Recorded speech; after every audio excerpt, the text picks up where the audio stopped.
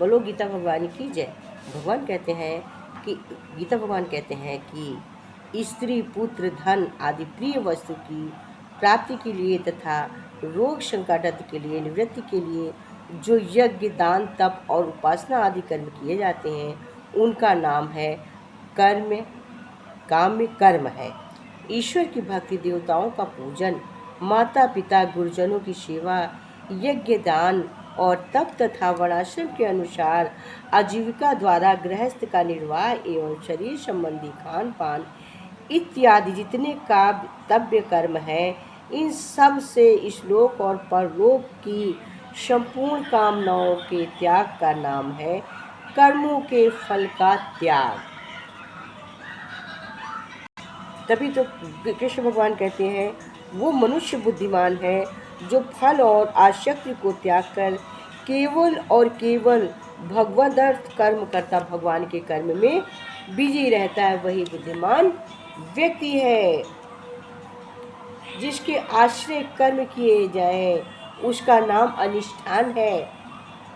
जिन जिन ज्ञानेंद्रियों और साधनों के द्वारा कर्म किए जाते हैं उनका नाम करण है। कहते हैं शुभारंभ कर्मों का संस्कारों का नाम दैव। जो शुभ संस्कार कर्म किए जाते हैं उसको हम दैव संस्कार कहते हैं। कहते हैं सत्संग और शास्त्र के अभ्यास से तथा भगवत कर्म और उपासना करने से मनुष्य की बुद्धि में शुद्ध होती है। इसलिए जो साधन गीता में बताए जाते हैं उनकी शुद्धि अशुद्ध ऐसा समझना गलत है। जो भी गीता में बताया जाता है वो शुद्ध ही शुद्ध है, अच्छा ही अच्छा है। जैसे अग्नि, वायु और जल के द्वारा प्रारब्ध किसी प्राणी की हिंसा होती है देखने में आवे तो वो भी वास्तव में हिंसा नहीं है। वैसे ही जिस पुरुष का देह में अभिमान नहीं है और स्वार्थ रहित केवल संसार के हित के लिए ही जिसकी संपूर्ण क्रियाएं होती हैं, उस पुरुष के शरीर और ज्ञानेंद्रियों यदि किसी प्राणी के हिंसा होती है तो लोक दृष्टि में देखी जाए तो भी वो वास्तव में हिंसा नहीं है, क्योंकि आसक्ति, स्वार्थ और अहंकार के न होने से किसी प्राणी की हिंसा को ही नहीं सकती है तथा बिना कर्तव्य निभाए भी किए भी वह कर्म वास्तव में अकर्म ही है। इसलिए कहते हैं कि पुरुष को पाप से नहीं बांधता है। जानने का नाम ज्ञाता है। जो हम जानने वाले का है उसका नाम ज्ञाता होता है। जिसके द्वारा जाना जाए उसका नाम ज्ञान है और जिन जानने से आने वाली वस्तु का नाम ज्ञेय है। कर्म करने वाले का नाम कर्ता है और जिन साधनों से कर्म किया जाए उनका नाम करण है। करने वाले का नाम क्रिया होता है। तो इससे कहते हैं कि बुद्धिमान व्यक्ति ही जो भगवान में जुड़ जाता है वही बुद्धिमान होता है। वही देह में जुड़कर जो अपना जीवन यापन करता है वो बुद्धिमान होता है। कहते हैं दीर्घ सूत्री उसको कहा जाता है कि जो थोड़े काल में ही होने के कारण साधारण कार्य को भी पूरा कर ले। ऐसे आशा से बहुत काल तक नहीं पूरा करना पड़ता है, उसका जीवन सुधरता चला जाता है। गृहस्थ में रहते हुए फल और आसक्ति को त्याग कर भगवत पुराण से केवल लोक शिक्षा के लिए राजा जनक की भांति बरतने का नाम प्रवृत्ति मार्ग है। देव भान को त्याग कर केवल सच्चिदानंद परमात्मा में एक ही भाव से स्थित हुए श्री केशव जी के सनकादि देवी देव भांति संसार से उपराम होकर विचार का नाम निवृत्ति मार्ग है। कहते भगवत विषय के सिवाय अन्य सांसारिक विषयों को धारण करना ही व्यभिचार दोष है। उस दोष में रहित वो अविचारणी धारणा है। मन, प्राण और इंद्रियों का भाग प्राप्ति के लिए भजन, धन और निष्काम कर्मों में लगाने का नाम उसकी क्रियाओं को धारण करना है।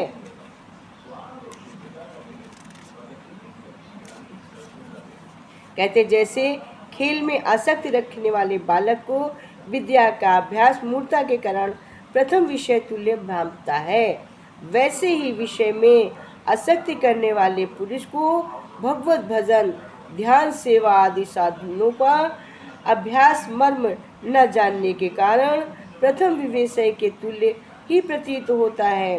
बल, धैर्य, बुद्धि, धन, उत्साह और परलोक का नाशक होने से विषय इंद्रियों के संयोग से होने वाले सुख को परिणाम में विषय के तुल्य कहा जाता है।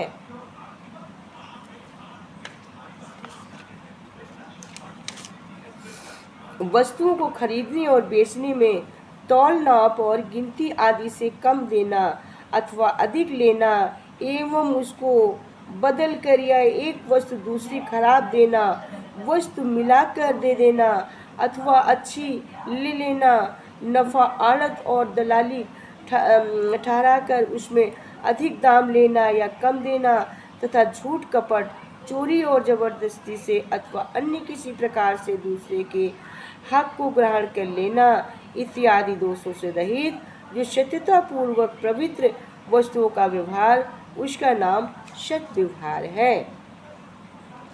जैसे बर्फ जल से प्राप्त है, जैसे ही संपूर्ण संसार सच्चिदानंद परमात्मा से व्याप्त है। जैसे पवित्र स्त्री पति को ही सर्वस्व समझकर पति का चिंतन करती है, पति के अनुसार पति के ही लिए मन, वाणी, शरीर से कर्म करती है, वैसे ही परमेश्वर को सर्वस्व समझकर परमेश्वर का चिंतन करते हुए परमेश्वर की आज्ञा के अनुसार मन, वाणी और शरीर से परमेश्वर के लिए ही स्वाभाविक कर्तव्य का आचरण करना, कर्म द्वारा परमेश्वर को पूजना है। प्रकृति के अनुसार शास्त्र विधि नियत किए जो वर्ण आश्रम के धर्म और सामान्य धर्म रूप स्वाभाविक कर्म है, उनको ही यहाँ सर्वधर्म, सहज कर्म, स्वकर्म, नियत कर्म, स्वभाव कर्म, स्वाभिमान इत्यादि नामों से जानते हैं। गीता में इसी से कहते हैं कि जो तत्व ज्ञानी पराकाष्ठा है, वो जिसको प्राप्त होकर और कुछ जानना नहीं बाकी रहता है, वही यहाँ पराभक्ति है, ज्ञान की प्रतिष्ठा है, परम नैमिष्ठ है, परम सिद्धि है इत्यादि नामों से ही कहा जाता है।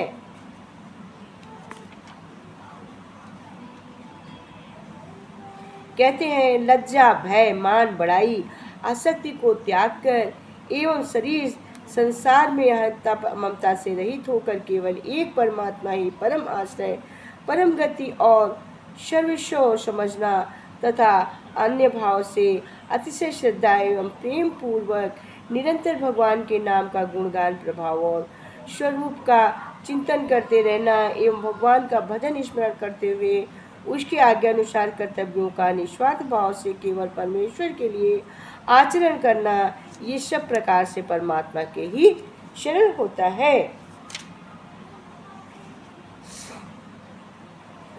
कहते हैं वेद, शास्त्र और परमेश्वर तथा परमात्मा और गुरुजनों में शांत प्रेम और पूज्य भाव का नाम ही भक्ति है। जिसका स्मरण करने से पापों का नाश होता है, उसका क्या नाम है? उसका नाम है हरि। जिसका नाम स्मरण करने से पापों का नाश होता है, उसका नाम है हरि।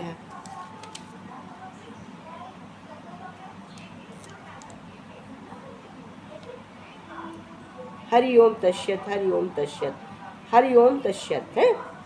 तो यही कहते हैं हरि ओम, हरि ओम। तो इसी से हम कहते हैं, तो प्रभु कहते हैं अंधेरा जिंदगी के हर रास्ते में है, पर चलना तो मुझे ही पड़ेगा और आपको पड़ेगा। मुश्किल है, मुसीबतें बेहिसाब हैं, पर लड़ना तो मुझे ही होगा। दिखती नहीं अब कोई भी रोशनी, पर चलना तो मुझे ही होगा। प्रतिकूल परिस्थितियां हैं मेरी, उनसे भिड़ना तो मुझे ही होगा। खो गया हूँ मैं इस जीवन के अकेले मेले में, पर राह ढूंढता तो मुझे ही होगा। रास्ते बंधाए मेरे बहुत हैं, पर इसे हटाना तो मुझे ही होगा। मेरे अंदर बहुत सारी कमियां हैं, पर इसे दूर करना तो मुझे ही होगा। मोती के दानों की तरह बिखर गई है जिंदगी, पर समेटना तो मुझे ही होगा। कदम कांटों में मेरे उलझ उलझ जाते हैं, पर आगे बढ़ना तो मुझे ही होगा। क्या होगा मेरा कौन सा विकल्प, या रास्ता अपनाऊं मैं, या सोचना तो आखिर मुझे ही होगा। कि मुझे कैसे चलना है ये सोचना तो मुझे ही होगा। कहते हैं बर्तन से पूरी तरह पोंछकर खाना खाने वाले एक बालक के दोस्त उसका रोज मजाक उड़ाते थे। एक ने उस बालक से पूछा, तुम रोजाना बर्तन में एक एक कण क्यों पोंछते हो? बालक बोला, इसके 3 कारण हैं। ये मेरे पिता के प्रति आदर है, जो इस भोजन को मेहनत से कमाए रुपयों से खरीद कर लाते हैं। बोला, दूसरा क्या कारण है? बोला, ये मेरी माँ के प्रति आदर है, जो सुबह जल्दी उठकर बड़े चाव से इसे पकाती हैं, बनाती हैं। बोला, तीसरा क्या कारण है? बोला, तीसरा ये कारण है, ये आदर मेरे देश के उन किसानों के प्रति है, जो खेतों में भूखे रहकर कड़ी मेहनत से इसे पैदा करते हैं। इसलिए थाली में जूठा छोड़ना अपनी शान न समझे। खाना खाओ भरपेट, न छोड़ो कण भर भी। उतना ही ले थाली में, व्यर्थ ना गंवाए। कहते उतना लो जितना यूज हो है। तो यही कहते हैं कि हमें कैसे आदर करना चाहिए। जैसे इसमें कैसे बताया कि पिता का आदर, माँ का आदर, किसान का आदर, ऐसे हमें सबके आदर करने चाहिए। अच्छे व्यक्ति, अच्छे आचरण वाले लोग ऐसे ही करते हैं। कहते हैं कि गरीब मीलों चलता है भोजन पाने के लिए, गरीब मीलों चलता है भोजन पाने के लिए, अमीर मीलों चलता है भोजन को पचाने के लिए। किसान के पास, किसी के पास खाने के लिए एक वक्त की रोटी नहीं, किसी के पास एक रोटी खाने के लिए वक्त नहीं है। कोई अपनों के लिए अपनी रोटी छोड़ देता है, कोई रोटी के लिए अपनों को छोड़ देता है। दौलत के लिए खो देते हैं सेहत, कोई सेहत के लिए खो देता है दौलत। जीता ऐसे है जीता कभी मरेगा नहीं, और मर ऐसे जाता जैसे कभी जिया ही नहीं। 1 मिनट में जिंदगी पलट जाती। कहते हैं कि ना किसी के बहुत अच्छे के लिए जियो, ना खाने के लिए जियो, ना बनने के लिए जियो। इतना जियो कि खुद जियो। खाना भी इतना नहीं खाना चाहिए कि हम बीमार हो जाए, इतना खाना चाहिए कि हमारी जीविकोपार्जन चले और सभी को मिले, तभी हम भगवत भजन और कार्य कर सकते हैं। कहते हैं हमें आवश्यकता भर ही खाना चाहिए, आवश्यकता भर ही चलना चाहिए, तो हमें बीमारियां भी नहीं पकड़ती, रोगग्रस्त भी हम नहीं होते हैं। भगवान कहते हैं तुम शांत रहो, खुद शांत रहोगे तो दूसरों को भी शांत रखने में सक्षम रहोगे। खुद मनन करो, दूसरों को मनन करना सिखाओ। खुद हंसो, दूसरों को हंसना सिखाओ। कम खाओ और गम खाओ, तुम भी थोड़े में सब्र करो। दूसरों को भी समझाओ कि कैसे सब्र करनी चाहिए। मौन रहो, दूसरों को भी कम बोलना सिखाओ। दूसरों से क्षमा मांगो और माफ करना सीखो। अपनी आवश्यकताएं को ज़्यादा विस्तृत ना करो, आवश्यकताओं की पूर्ति करो। ज़्यादा विशाल विलासता की आवश्यकताओं में मत फंसो, आवश्यकताएं बढ़ती ही जाती हैं।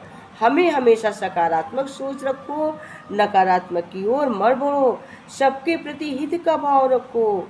कमाई का कुछ हिस्सा दान पुण्य में करो। सबसे बड़ा दान है जो तुम्हें वाकई में दिखता हो, जिसे एक वक्त की रोटी नहीं मिल पा रही, मुश्किल से मिलती है, उसकी हेल्प करो, उसको दे दो। बहुत बड़ा दान है। परिस्थिति से अपनी तालमेल बनाओ। सेवा करो, बदले में सेवा के कुछ मांगो मत। सुबह थोड़ी देर जरूर टहलो और संयम, नियम, सहनशीलता अपनाओ। धीरे बोलो। अपने 24 घंटे में से 1 घंटा, आधा घंटा निकाल कर धर्म में लगाओ। धार्मिक किताबें पढ़ो, धर्म की बातें सुनो। जल्दी उठो, जल्दी सो, स्वस्थ रहोगे। किसी के प्रति ईर्ष्या भेदभाव मत रखो।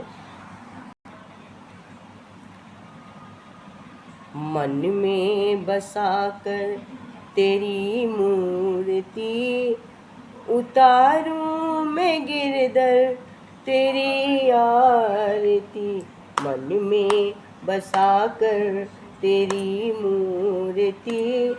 उतारूं मैं गिरधर तेरी आरती, करुणा करो कष्ट हरो ज्ञान दो भगवान, करुणा करो कष्ट हरो ज्ञान दो भगवान। भव में फंसी नाव मेरी तार दो भगवान, करुणा करो कष्ट हरो ज्ञान दो भगवान। भव में फंसी नाव मेरी तार दो भगवान। दर्द की दवा तुम्हारे ही पास है, दर्द की दवा तुम्हारे पास है। जिंदगी दया की है भीख मांगती, जिंदगी दया की है भीख मांगती। मन में बसा कर तेरी मूर्ति, उतारूं मैं गिरधर तेरी आरती। उतारूं मैं गिरधर तेरी आरती, मांगू तुझसे क्या मैं यही सोचूं भगवान, मांगू तुमसे क्या मैं यही सोचूं भगवान। जिंदगी अब तेरे नाम कर दी अर्पण, जिंदगी जब तेरे नाम कर दी अर्पण।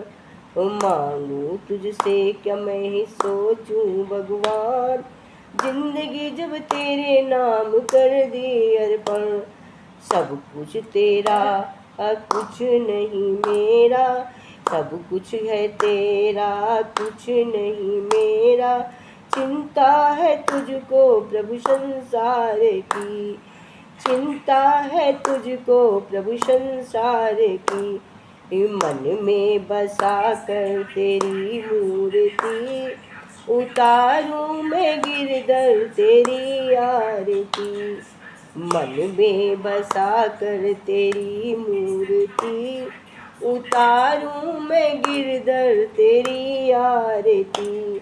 उतारूं मैं गिरधर तेरी आरती। वेद तेरी महिमा गाए संत करे ध्यान, वेद तेरी महिमा गाए संत करे ध्यान। नारद गुणगान करे छेड़े वीणा तान, वेद तेरी महिमा गाए संत करे ध्यान। नारद गुणगान करे छेड़े वीणा तान, नारद गुणगान करे छेड़े वीणा तान। नारद गुणगान करे छेड़े वीणा तान। वेद तेरी महिमा गाए करे ध्यान, वेद तेरी महिमा गाए संत धरे ध्यान। नारद गुणगान करे भक्त तेरे रोना, वेद तेरी महिमा गाए संत करे ध्यान। नारद गुणगान करे भक्त तेरे द्वार, भक्त तेरे द्वार। दास व्यास तेरी शरण गाए आरती, दास व्यास तेरी शरण गाए आरती। मन में बसा कर तेरी मूर्ति, उतारूं मैं गिरधर तेरी आरती। उतारूं मैं गिरधर तेरी आरती। मन में बसा कर तेरी मूर्ति, उतारूं मैं गिरधर तेरी आरती। बोलो गीता भगवान की जय।